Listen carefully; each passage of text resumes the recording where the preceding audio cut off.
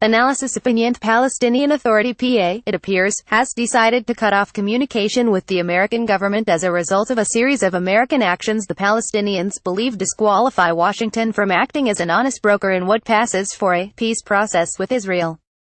This includes the Taylor Force Act, but most specifically it appears linked to a warning that the Palestine Liberation Organization PLO mission in Washington might be closed because the PA violated the terms of its presence.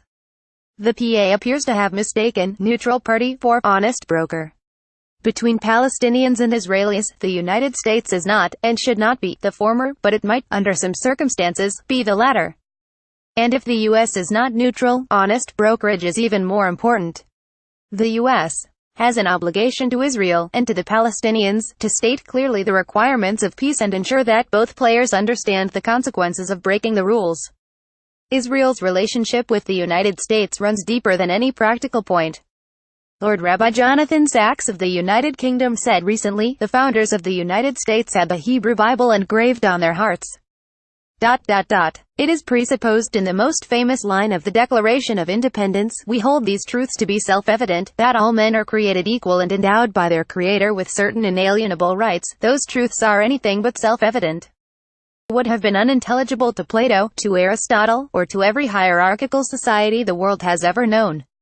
They are self-evident only to people who have internalized the Hebrew Bible. On a different level, Israel has a multi-party parliament subject to regular elections, an independent judiciary, a free press, protections for religious and ethnic minorities, rule of law, tolerance for diverse social norms, and world-class universities.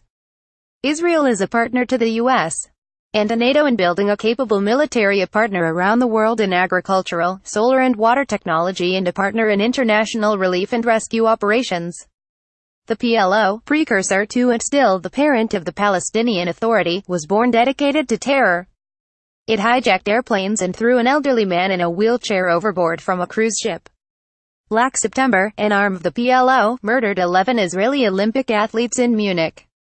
The PLO has committed acts of horrific terror in Israel, including killing bus drivers and their families on holiday. 25 adults and 13 children were killed and 71 others wounded, including the niece of a U.S. senator, in what was called the Coastal Road Massacre.